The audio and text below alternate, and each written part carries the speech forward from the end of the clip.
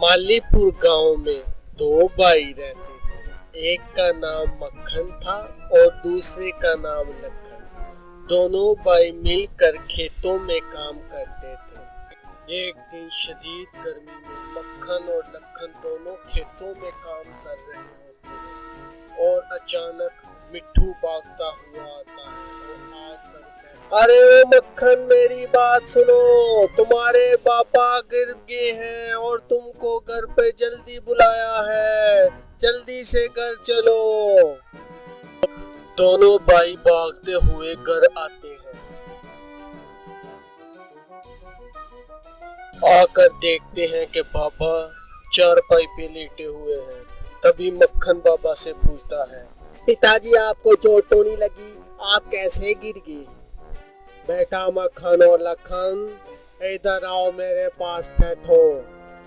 मुझे लगता है कि मेरा इस दुनिया से जाने का टाइम हो गया है।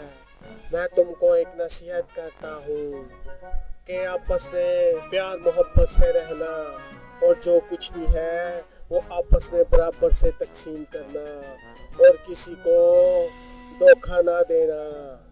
पिताजी की बातें सुनकर मक्खन के दिल में लालच आ जाता है और मन ही मन में सोचता है, लखन मुझसे छोटा है, मैं उसको वो बंजर जमीन और पुराना कर दूंगा और अच्छी जमीन और जीने आकर मैं अपने पास रखूंगा, इसको क्यों दूंगा?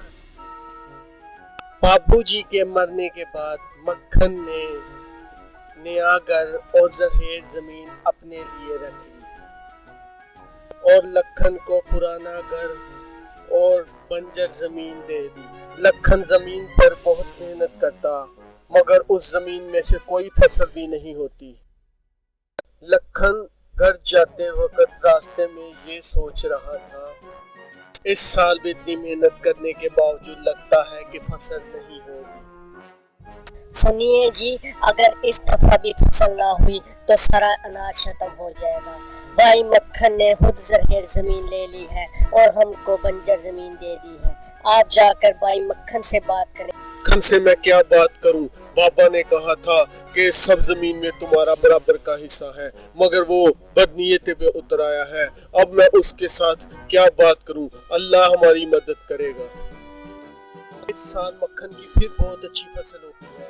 वो उसको मंडी में बेचकर बहुत सारी शर्फियां कर ले आता है। लो भागवती, अल्लाह बहुत अच्छी कीमत में बिक गया है, इसमें बहुत सारी शर्फियां हैं, इसको संभाल कर तिजोरी में रख दो। लखन को पता न लगने पाए कि आपकी फसल इस दफा भी बहुत अच्छी कीमत में बिकी है, कहीं वो जमीन का मुतालबा ना करने लग पड़े।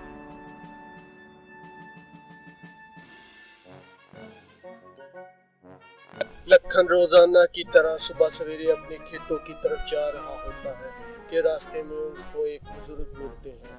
वो पूछते हैं, बेटा क्या बात है, इतने परेशान क्यों हो? बाजी जमीन बंजर है, हरी नहीं होती, जिसकी वजह से मेरी सारी मेहनत जाया हो जाती है। बेटा परेशान मत हो, ये लो जादू खाद, बिस्मिल्लाह पढ़ के अल्लाह का नाम लेकर इसका छिड़काव अपनी जमीन पे करो। तुम्हारी जमीन भी हरी हो जाएगी और तुम्हारी फसल भी बहुत ज्यादा होगी, मेरे रब ने चाहा तो।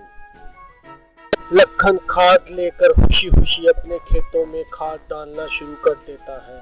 जैसे ही वो खाद डालना शुरू करता है और सारे ही खेत में वो खाद डाल देता है तो थोड़ी ही देर बाद खेत में से गंदम की फसल उगना शुरू हो जाती है और देखते ही देखते वो बहुत बड़ी हो जाती है, जिसे देखकर लखन बहुत खुश हो जाता है और उसकी खुशी की कोई इंतहा नहीं रहती। ये क्या हो गया?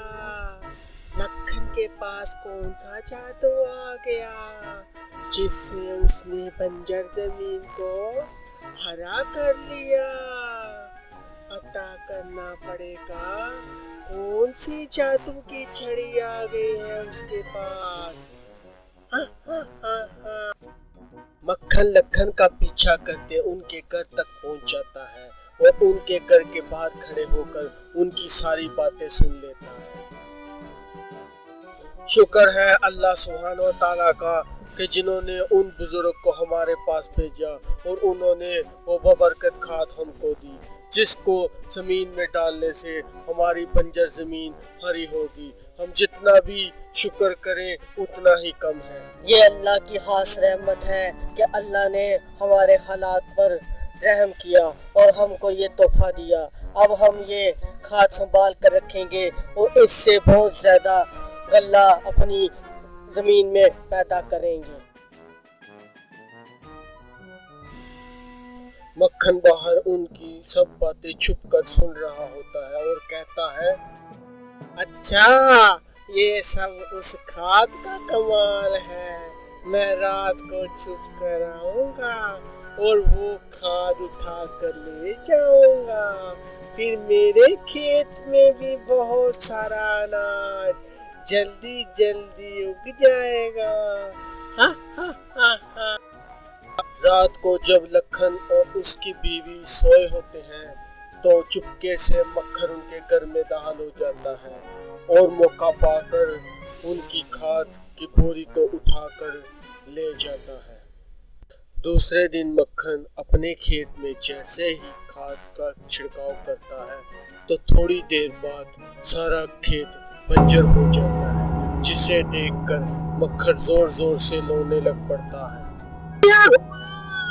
मेरा खेत बंजर हो गया, मुझको लालच की सजा मिली, मुझके साथ बहुत बुरा हुआ।